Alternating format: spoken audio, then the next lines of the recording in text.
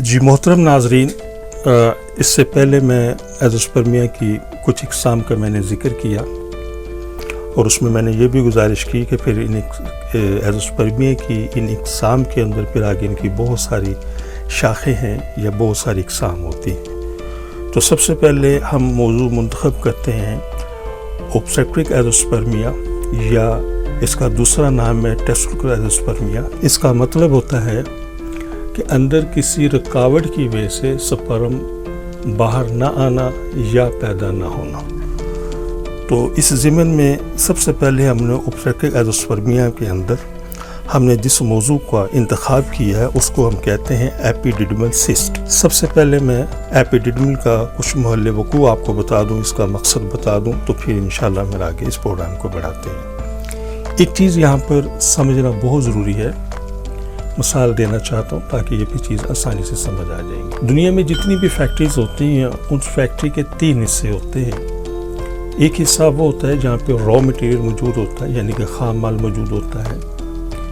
پھر فیکٹری کا دوسرا حصہ ہوتا ہے جہاں کے اندر پروڈکشن ہوتی ہے، یعنی کہ وہ مال تیار ہوتا ہے۔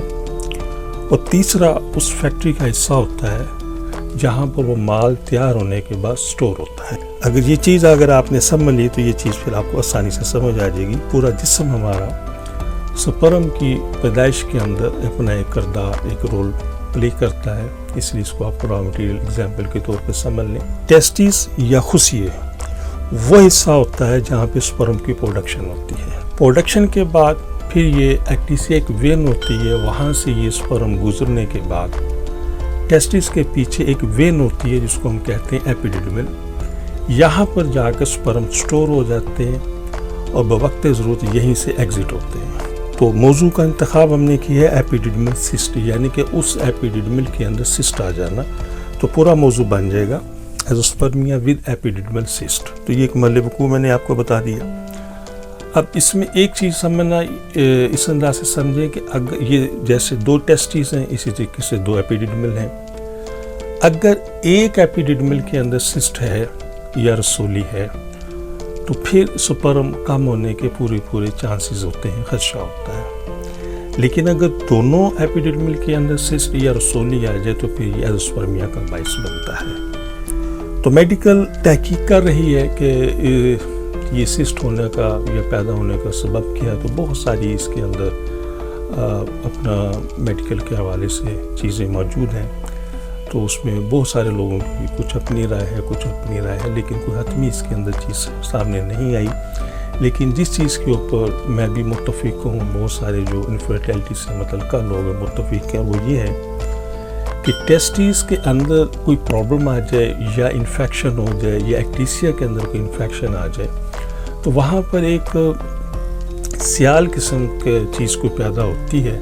یہ سیال پھر آہستہ آہستہ ٹریول کرتے ایپیڈیڈمل میں جا کر سٹور ہوتی ہے اور پھر وہاں پر اکٹھی ہو کر ایک سسٹ کی شکل اختیار کر لیتی ہے، اور پھر یہ سپرم کے ایگزٹ کے حوالے سے رکاوٹ پیدا کرتی ہے۔ تو یہ چیزیں اس لیے میں نے عرض کر دی ہیں کہ ذرا سمجھنے میں آسانی ہوگی۔ باقی رہا اس میں بعض لوگوں میں اس میں سائز کم ہوتا ہے، بعض لوگوں کے اندر اس کے سائز زیادہ ہوتا ہے۔ لیکن اگر سائز کم ہے تو مریض کو معلوم بھی نہیں ہوتا کہ اس کے اندر یہ رسولی یا سسٹ موجود ہے، اور نہ کوئی درد اس میں ہوتی ہے، نہ کوئی سوجن اس میں ہوتی ہے، نہ کوئی اسی حوالے سے ایجیٹیشن یا کوئی اسی حوالے سے کوئی چیز محسوس کرتا ہے۔ تو یہ صرف الٹرا ساؤنڈ ہی اس کو ڈیسائیڈ کرتا ہے کہ لیفٹ میں ہے، رائٹ میں ہے یا دونوں سائڈ پر ہے، پھر وہ ان کے سائز کیا ہے۔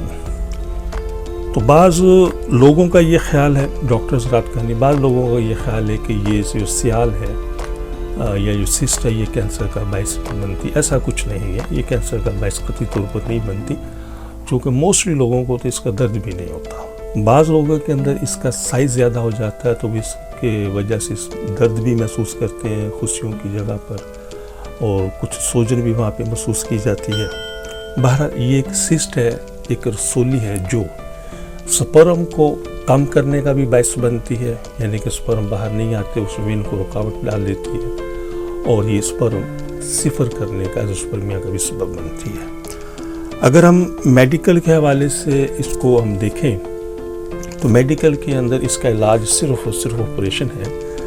تو یہ انتہائی ایک رسکیبل آپریشن ہے، تو ہمیں ایسا نہیں کرنا چاہیے۔ شکر الحمدللہ ہماری اسلامی ہربل ادویات کے اندر بغیر آپریشن کے ان سسٹ کا علاج موجود ہے، اور میڈیکیشنز کے ذریعے انشاءاللہ اس سسٹ کو ختم کیا جاتا ہے، اور ان وجوہات کو بھی ختم کیا جاتا ہے جن وجوہات کی وجہ سے یہ سیال بن کر اپنا رسولی یا سسٹ کی شکل بنتے ہیں۔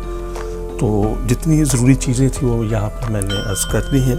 اگر آپ مزید کوئی بات کرنا چاہیں تو میرے واٹس ایپ پر نمبر موجود ہے، آپ مجھ سے رابطہ